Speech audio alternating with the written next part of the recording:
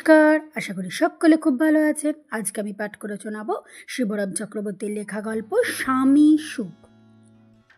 নতুন বইটার প্রথম ম্যাটিনি শো। দর্শকের অভাব নেই, সুরমাও অসংখ্য দর্শকের একজন। তবু শ্রোতার অভাব মেয়েদের যেমন পীড়িত করে এমন আর কিছু না। সুরমা উসখুস করে, পাশের মহিলাটির সঙ্গে খাতির জমিয়ে পরস্পরের কণ্ঠ এবং কর্ণের অভাব মোচন করলে হয়তো মন্দ হয় না। আপনি বুঝি ছবির খুব ভক্ত? প্রথম ম্যাটিনিতেই ছবি দেখতে এসেছেন? সুরমা শুরু করে। এছাড়া আর কি বলেই বা শুরু করা যায়? হ্যাঁ, প্রথম ম্যাটিনিতেই এলাম, মহিলাটি বলেন। এছাড়াই বা তার আবার বলবার কি ছিল? আমিও এলাম, সুরমা গড়িয়ে চলে, আলাপের ধাপে ধাপে অবলীলাক্রমে। কলার খোসায় প্রথম পদার্পণের পর আর পিছলে চলে যাওয়ার কোনো বাধা হয় না। পরিমলবাবু কেমন করে তাই দেখতে এলাম আরও। ও পরিমলবাবু! মহিলাটির কথা ঈষৎ একটু চমকাই নাই ছিল যেন।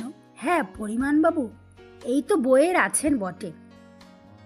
কেন আপনি তার অভিনয় দেখতে আসেননি? সুরমা অবাক। অমন প্রেমের অভিনয় আর কেউ করতে পারে নাকি? প্রেমের অভিনয়? হ্যাঁ, অভিনয় বটে। ঠোঁটের কোণে এক টুকরো বাঁকা হাসি ক্ষণিকের জন্য যেন খেলা করে। এদেশে স্কিনে ওর মতন পারফেক্ট লাভার আর কই? বলুন আপনি। নিজের প্রশংসায় অপর পক্ষ থেকে তেমন সায় না এলেও সুরমার উৎসাহ দমতে চায়। এমনকি আলোক উজ্জ্বল ঘরের সাদা ছায়াপটের উপরে পরিমলবাবু অনাবিল প্রেমের দুই একটি দৃশ্য তার চোখের উপর যেন ভাসতে থাকে।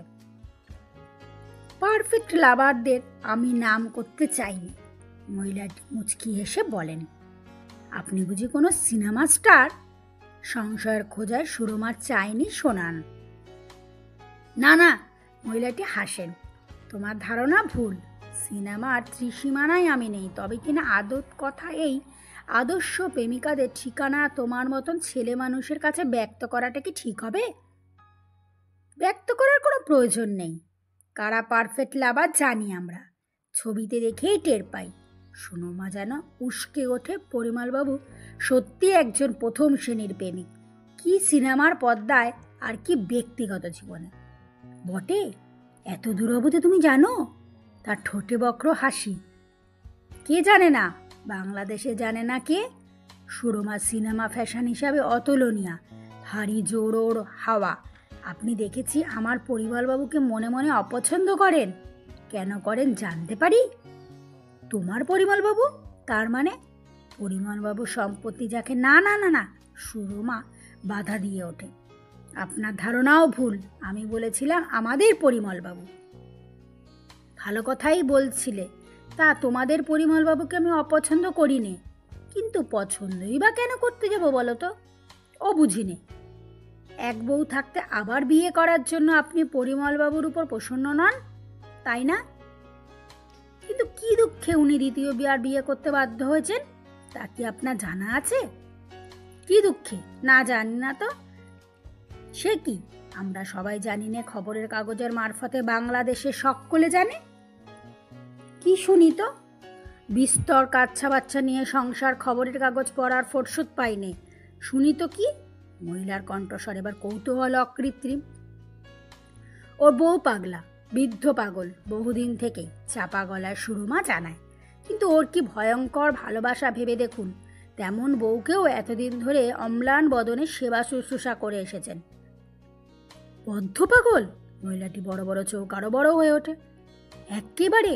তা না হলে কখনো অমন স্বামীর গলা টিপে মারতে যায়? তাই তো গেছিল, আর তাইতেই উনি পাগল বউকে ঠান্ডা রাখার জন্য তার চোখের সামনে থেকে সরে এসেছেন। কত বড় বেদনা নিয়ে সরে এসেছেন তা উনিই জানেন। কেন, খবরের কাগজে তো সবই তো বেরিয়েছে। বদ্ধ পাগল? যন্ত্রচালিতের মতন মহিলাটি পুনরুক্তি করেন।